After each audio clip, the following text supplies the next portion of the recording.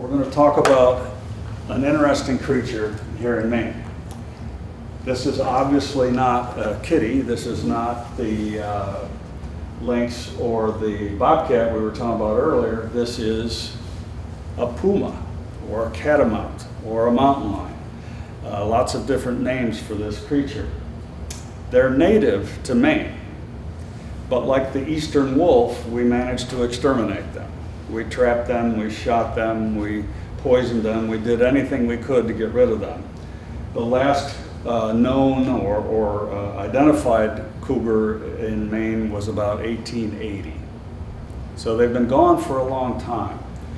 But there's a lot of evidence that they're back.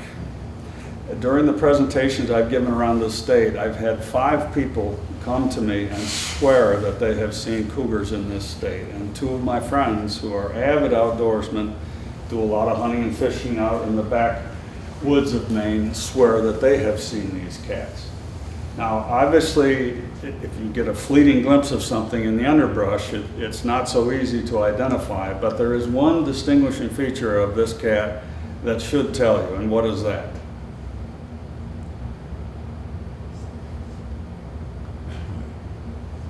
That tail. That tail doesn't look anything like a lynx or a bobcat, does it? And what a tail. They use that tail for balance. They use that tail for pushing off. They can curl it around and maybe get a little warmth on their nose in the middle of winter.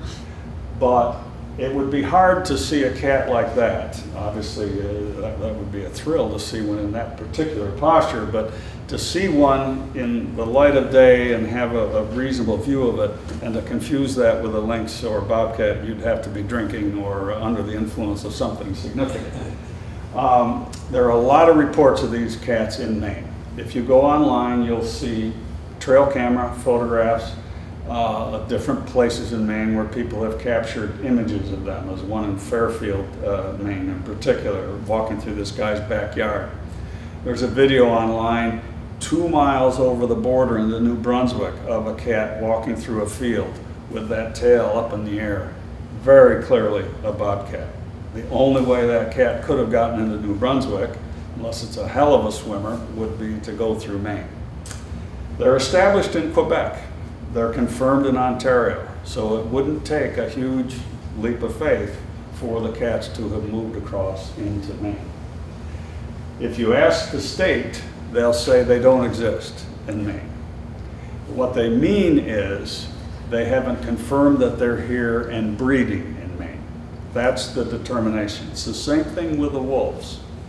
Until somebody gets a photograph of a mother with a cub, and they can confirm and document it's in Maine, or a game warden can go out there and find it, or a biologist, they're going to treat these as visitors. The argument is always somebody released that cat, or it's just walking through. But there's a growing body of evidence that we have cougars back in Maine and probably breeding. We just need to get lucky and find that.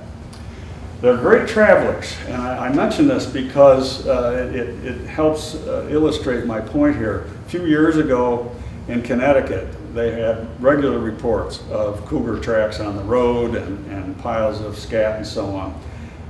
Everybody said, no, they're not here. Well, one day there was a carcass on the side of the road, and they verified that cat had walked from Colorado through Wisconsin and Michigan all the way to Connecticut. They had samples of scat they found on that trip and matched it up with DNA.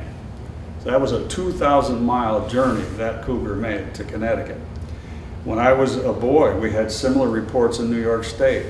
No, there's no cougars here, until one day there was a carcass on the side of the road. So the same thing's going to happen here.